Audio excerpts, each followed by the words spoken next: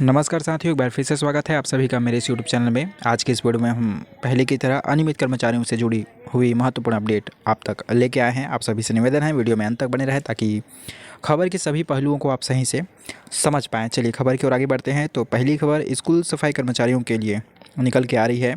एक बड़ी अपडेट निकल के आ रही है जिसमें स्कूल सफाई कर्मचारियों का जो प्रस्ताव है वो मंत्रिमंडल तक पहुंचाया गया है।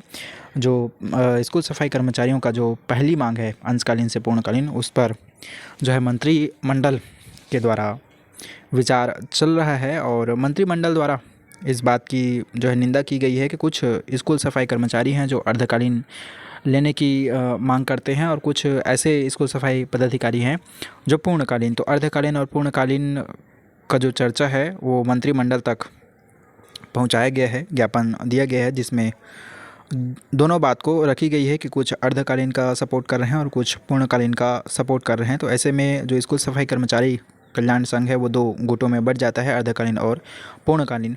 तो इस पर भी विचार विमर्श किया जा रहा है और निष्कर्ष जो है निकलने में भी देरी है।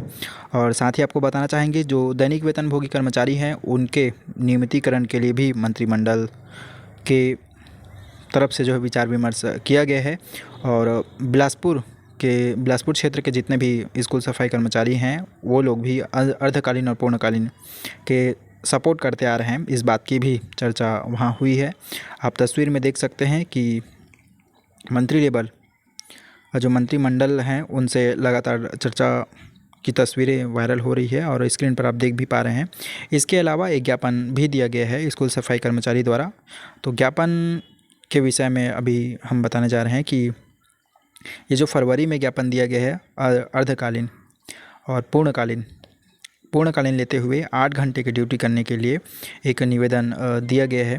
ये मंत्रिमंडल तक ये पहुंचाया गया है जिसमें कि अंशकालीन स्कूल सफाई कर्मचारी कल्याण संघ के कार्यकारिणी प्रदेश अध्यक्ष पुरुषोत्तम साहू और डागेश्वर पटेल जो कि महामंत्री हैं, प्रदेश के महामंत्री हैं, उनके द्वारा यह ज्ञापन दिया गया है। और यह ज्ञापन माननीय बृजमोहन अग्रवाल जी को जो कि स्कूल शिक्षा विभाग के मंत्री हैं उनको यह ज्ञापन दिया गया है जिसमें विषय रखा गया है अंशकालीन स्कूल सफाई कर्मचारियों को पूर्णकालीन करते हुए 8 घंटे का कार्य लेने बाबत यह ज्ञापन दिया गया है। साथ ही साथ आपको पूरे खबर को विस्तारपूर्वक बात करें तो इसमें लिखा है कि छत्तीसगढ़ के अंतर्गत स्कूल शिक्षा विभाग के अंतर्गत सफाई कर्मचारियों को वर्तमान में 3525 रुपये वेतन स्वरूप मानदेय भुगतान किया जा रहा है। अंशकालीन स्कूल सफाई कर्मचारियों की जो संख्या है, कुल संख्या है वो 43,301 बताई जा रही है, जिसके हिसाब से प्रति माह इसमें 15,26,36,00,000 के आसपास भुगतान प्रति माह हो रहा है। अगर इसको पूरे साल के हिसाब से देखा जाए तो 183,16,32,300 रुपये प्रति वर्ष भुगतान स्कूल सफाई कर्मचारियों के लिए फंड बन रहा है। अगर स्कूल सफाई कर्मचारियों को आपके शासनकाल में यानी कि बीजेपी के शासनकाल में पूर्णकालीन किया जाता है तो जो वित्तीय भार आएगा उसका पूरा ब्यौरा यहाँ ज्ञापन में दिया गया है जिसे आप स्क्रीन पर भी देख पा रहे हैं। तो पूर्णकालीन करने का ज्ञापन दिया गया है। साथ ही पूर्णकालीन करने पर 341 करोड़ और 64,48,900 रुपया वित्तीय भार प्रति वर्ष आएगा, इसका भी ज्ञापन में उल्लेख किया गया है। अतः महोदय जी से पुनः निवेदन है कि अंशकालीन स्कूल सफाई कर्मचारी के भविष्य को देखते हुए एवं मानवीय दृष्टिकोण से सहानुभूतिपूर्वक विचार करते हुए अंशकालीन से पूर्णकालीन करने की कृपा करें, ऐसा ज्ञापन में लिखा गया है। साथ ही साथ एक और खबर के बारे में बात करें तो अब तक की यह बड़ी खबर है कि सामान्य प्रशासन द्वारा जो विधानसभा में सवाल उठाए गए हैं और जिनका जवाब मिला है उसकी प्रति को आपके समक्ष हम रखने का प्रयास कर रहे हैं कि 20 फरवरी को जो विधानसभा का बैठक हुआ था उसमें जो विधानसभा सत्र चल रहा है उसमें ये 25वें नंबर में श्री राम कुमार यादव जी द्वारा यह प्रश्न पूछा गया मुख्यमंत्री को कि क्या मुख्यमंत्री महोदय यह बताने की कृपा करेंगे कि प्रदेश में कार्यरत अनियमित संविदा दैनिक वेतनभोगी कर्मचारियों को नियमित करने के लिए कोई समिति का गठन किया गया है? यदि हाँ तो इसके कौन कौन सदस्य हैं? और दूसरा प्रश्न ये भी पूछा गया है कि समिति की बैठक कब हुई है तथा समिति के द्वारा क्या क्या कार्यवाही की गई है, ये प्रश्न पूछा गया है। तीसरा प्रश्न इसमें ये भी पूछा गया है लगातार कि विवरण देने की और कर्मचारियों को नियमित करने हेतु कार्यवाही कब तक पूर्ण की जाएगी, यह जानकारी जो है मांगी गई है। और प्रश्न पूछने वाले हैं श्री राम कुमार यादव, जो कि मुख्यमंत्री विष्णुदेव साय जी से प्रश्न पूछते हैं। और तीनों प्रश्न इसमें जो है काफ़ी बेहतरीन है। पहली प्रश्न पूछा गया है कि प्रदेश में अनियमित संविदा दैनिक वेतनभोगी कर्मचारी को नियमित करने के लिए कोई समिति गठन हुई है कि नहीं हुई है, यह बात जो है पूछी गई है। दूसरी बात तो इसमें कि समिति की बैठक कब कब हुई है और समिति द्वारा क्या क्या कार्यवाही अब तक हुआ है, इसका विवरण देने का पूछा गया है। और तीसरा प्रश्न कर्मचारियों को नियमित करने में और उनकी कार्यवाही कब तक पूर्ण हो जाएगी, इसकी जानकारी पूछी गई है। तो विष्णुदेव साय जी के द्वारा तीनों की जानकारी जो है दी गई है, जिसे हूबहू पढ़ करके आपको सुना रहे हैं। कि पहली प्रश्न कि संविदा अनियमित कर्मचारी कितने हैं, इसके बारे में तो विष्णुदेव साय जी ने इसका उत्तर दिया है कि जी हाँ, अनियमित कर्मचारियों दैनिक वेतनभोगी कर्मचारियों के नियमितीकरण के संबंध में सामान्य प्रशासन के आदेश क्रमांक F-12-1 और 2019 दिनांक 11/12/19 द्वारा प्रमुख सचिव और वाणिज्य एवं उद्योग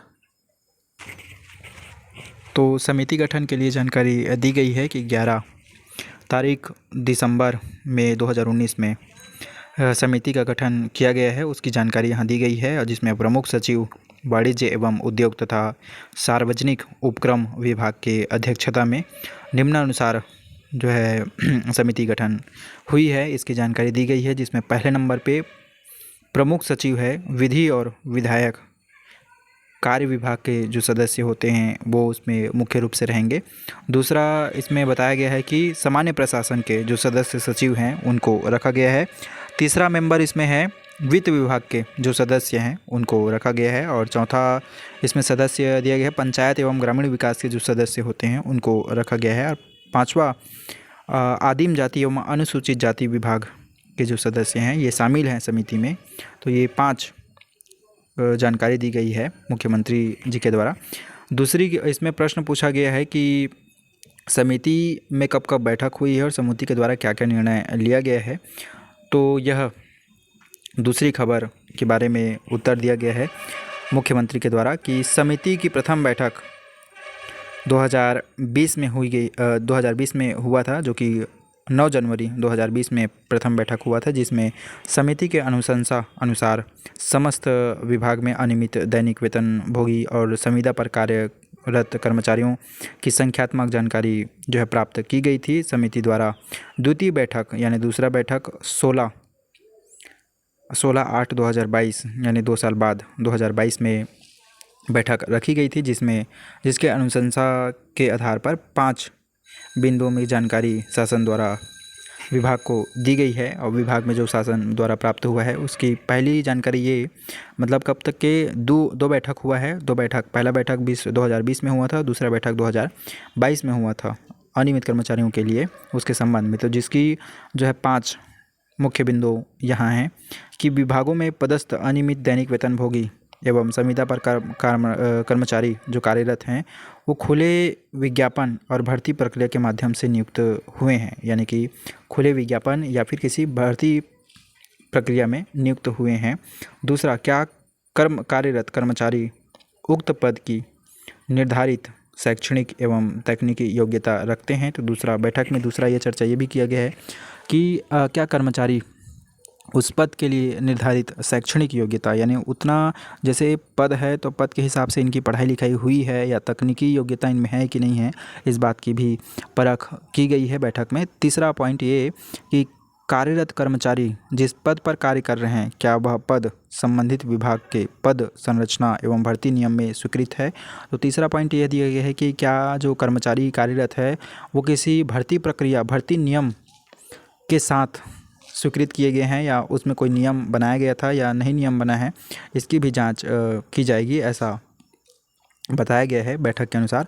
चौथा पॉइंट ये कि क्या उक्त नियुक्ति में शासन द्वारा जारी आरक्षण नियम, जिसमें कि अनुसूचित जाति, जनजाति एवं अन्य पिछड़ा वर्ग का पालन, क्या उसमें आरक्षण के नियमों का पालन किया गया है, इसकी भी जांच होनी है, ऐसा चौथा पॉइंट में रखा गया है। पांचवा पॉइंट ये कि अनियमित दैनिक वेतनभोगी एवं संविदा पर कार्यरत व्यक्ति जिस पद पर कार्य कर रहा है उन्हें वर्तमान में क्या मानदेय प्राप्त होता है, क्या भुगतान दिया जा रहा है, इस विषय में भी जो है चर्चा हुई है। तो दूसरी बैठक में कुल 5 चर्चा हुई है, जिसे हमने आपको बताने का प्रयास किया है। अब अभी तक 41 विभागों से जानकारी प्राप्त हुई है, 6 विभागों से जानकारी प्राप्त है। यह दूसरी बैठक का निष्कर्ष निकाला गया है। और तीसरा प्रश्न श्री राम कुमार यादव द्वारा पूछा गया था कि कर्मचारी को नियमित करने की कार्यवाही कब तक पूर्ण हो जाएगी। तो इसके उत्तर में विष्णुदेव साय जी ने कहा कि समय सीमा बताया जाना भी संभव नहीं है। तो अब तक की यह बड़ी अपडेट रही कि प्रदेश में कार्यरत अनियमित संविदा दैनिक वेतनभोगी कर्मचारी के लिए जो प्रश्न उठाया गया है विधानसभा में, उसका जानकारी हमने हूबहू देने का प्रयास किया। तो वीडियो में बने रहने के लिए धन्यवाद। इसी तरह की खबरों को लगातार पाने के लिए हमारे चैनल से ज़रूर जुड़े रहिए। जब कभी भी नई खबर आएगी सबसे पहले हम आपको अपडेट करने का प्रयास करेंगे। चलिए, धन्यवाद।